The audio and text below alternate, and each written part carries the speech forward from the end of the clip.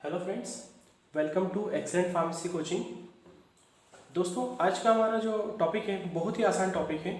तो दोस्तों, जल्दी से जो भी स्टूडेंट्स इस चैनल को पहली बार विजिट कर रहे हैं उनसे एक रिक्वेस्ट है कि कृपया जल्दी से चैनल को सब्सक्राइब कीजिए, लाइक कीजिए और अपने फ्रेंड्स को शेयर कीजिए ताकि मैं ऐसे ही और अच्छे से अच्छी वीडियो आपके लिए लेकर आ सकूँ। तो दोस्तों, स्टार्ट करते हैं आज का टॉपिक। आज का टॉपिक है कॉमर्स, ट्रेड और इंडस्ट्री। दोस्तों, diploma in pharmacy second year में जो सब्जेक्ट DSBM होता है उसमें ये तीनों टॉपिक बहुत ही इंपॉर्टेंट टॉपिक्स होते हैं, commerce, trade and industry. So दोस्तों, स्टार्ट करते हैं कॉमर्स के बारे में।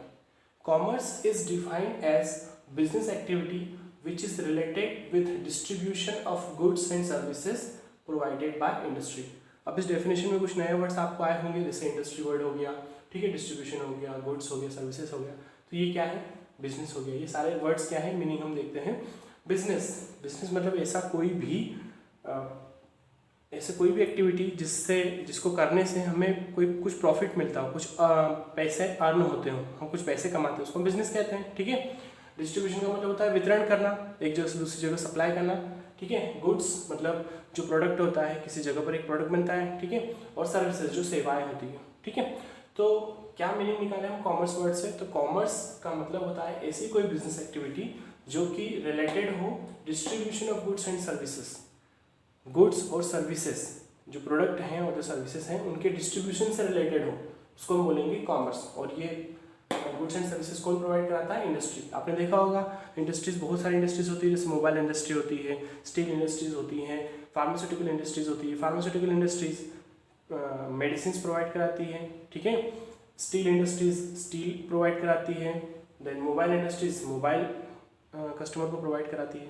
तो यहाँ पर हम क्या मीनिंग निकाल रहे हैं? कॉमन मीनिंग निकाल रहे हैं कि कॉमर्स एक ऐसी बिजनेस एक्टिविटी है जो कि जुड़ी हुई है, रिलेटेड है distribution of goods and services. Goods और सर्विसेज को डिस्ट्रीब्यूट कराने में ये जो बिजनेस एक्टिविटी है उसको हम बोलते हैं कॉमर्स। ठीक है।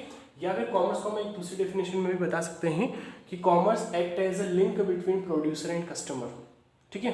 अब यहाँ पर फिर दो नए वर्ड आ गए, प्रोड्यूसर और कस्टमर या कंज्यूमर।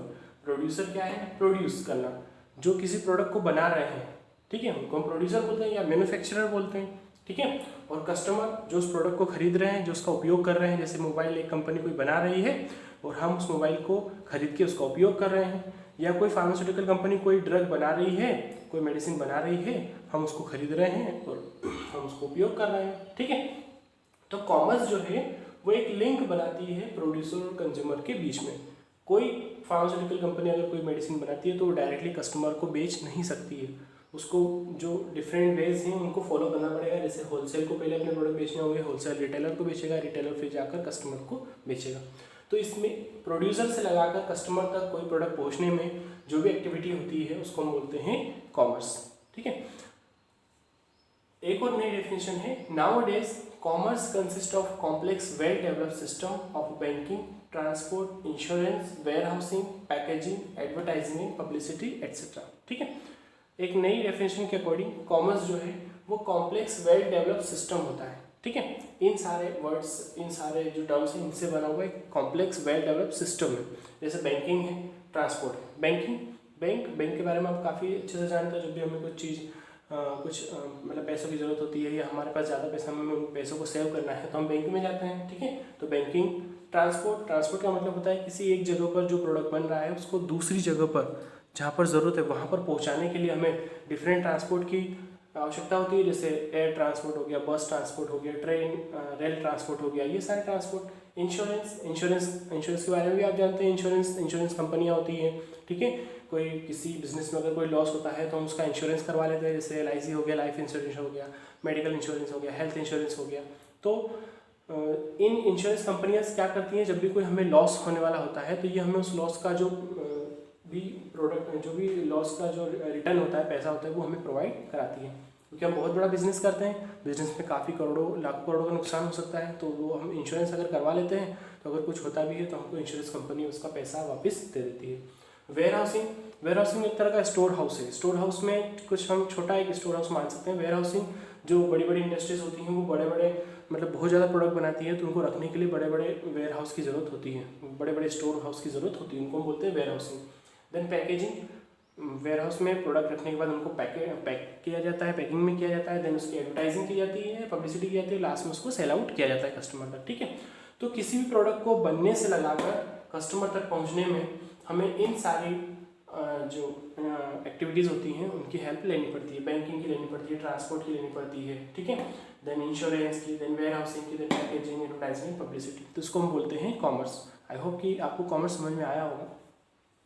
नेक्स्ट हम देखते हैं ट्रेड। बहुत ही आसान है दोस्तों ट्रेडिंग जो होती है उसका मतलब होता है बाइंग करना, सेलिंग करना या एक्सचेंज करना गुड्स का, ठीक है। गुड्स मतलब प्रोडक्ट, कोई भी चीज़ बन रही है उसको हम गुड्स बोलते हैं, ठीक है।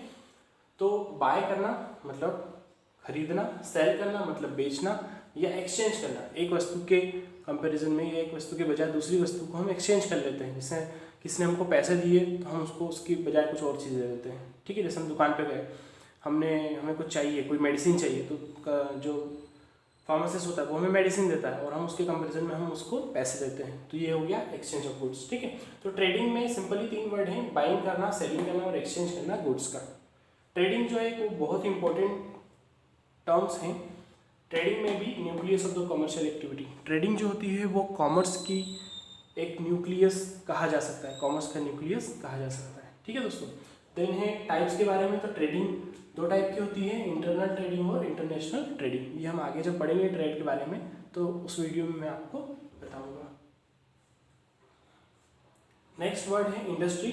बहुत ही आसान है दोस्तों इंडस्ट्री आपने इंडस्ट्रियाज देखी है, बहुत सारी इंडस्ट्रीज है जहाँ पर कई तरह के अलग अलग तरह के प्रोडक्ट बनते हैं। So industry is defined as part of business activity which is related to production, processing और फैब्रिकेशन ऑफ द प्रोडक्ट, ठीक है।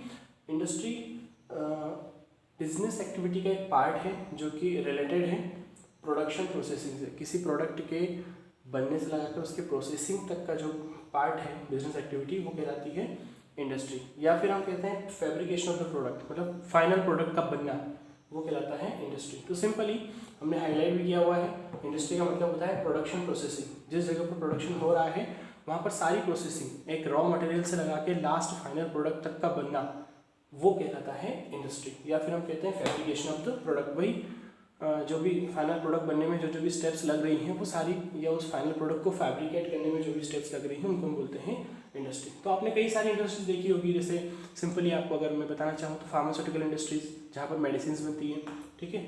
मोबाइल इंडस्ट्रीज जहाँ पर मोबाइल बनते हैं, डिफरेंट टाइप की